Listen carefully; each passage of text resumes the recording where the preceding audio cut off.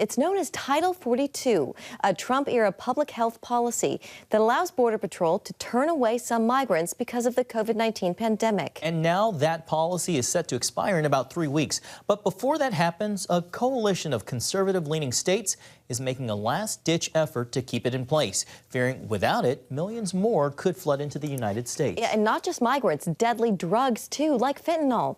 Law enforcement reporting a 4,000% increase in fentanyl seizures along some parts of the border. Today at the White House, incoming House Majority Leader Kevin McCarthy proposed embedding the U.S. military with border agents to stem the flow.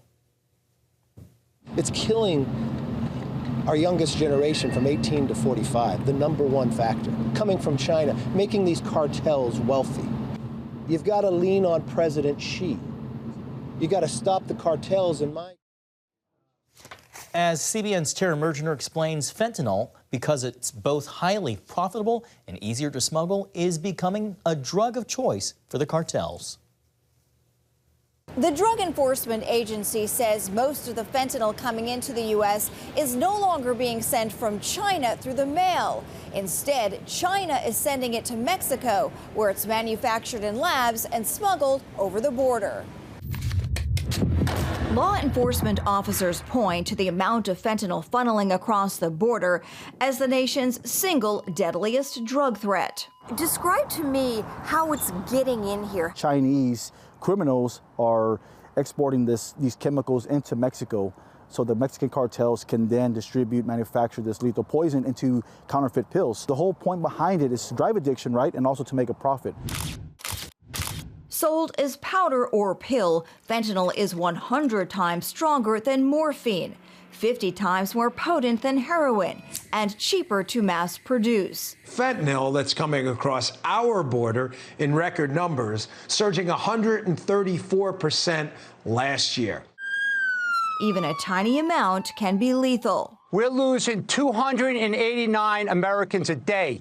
Every 5 minutes, a young kid is dying. An estimated 100,000 plus in the U.S. died because of fentanyl during the pandemic alone. Numbers continue to soar. It's been found in black market Adderall. It's been found in ecstasy pills. It's been found in cocaine, that people think that they're buying another drug and they're actually ingesting fentanyl. DEA lab tests show that 60% of fentanyl-laced fake pills analyzed in 2022 contained a potentially fatal dose of the opioid. Only take prescription pills that are prescribed to you personally and that come from a pharmacy. Colorful fentanyl pills agents say are being used to target children are also popping up in one community after another.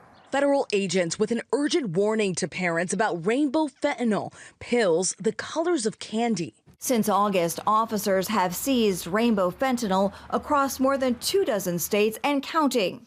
Critics of the Biden administration, including Texas Governor Greg Abbott, call the crisis a result of the president's refusal to secure the border. They also sent this letter to President Biden as well as Vice President Harris, demanding that they classify Mexican drug cartels operating in Texas as terrorist organizations. Would you say that there is any attempt by this administration to stop these drugs from pouring over the border? Federal government needs to enact some policies. They need to put pressure on Mexico to go after these criminal organizations, to go after and to identify these chemical weapon labs that are being manufactured in Mexico that are distributing this drug at mass quantities. Texas alone has seen more than 400 million doses of fentanyl seized since March of 2021. It's not a coincidence. We have a border that's out of control, uncontrolled immigration, thousands and thousands of people every single day. It's not a coincidence that we have a fentanyl problem on top of that. Because it's the same people who are responsible for that illicit traffic in persons. Those are the same people that are producing fentanyl and sending it into the United States. And according to the Justice Department, illegal immigrants arrested for drug smuggling are not deported, but remain in this country to be processed in our criminal justice system. In Washington, I'm Tara Mergener, CBN News.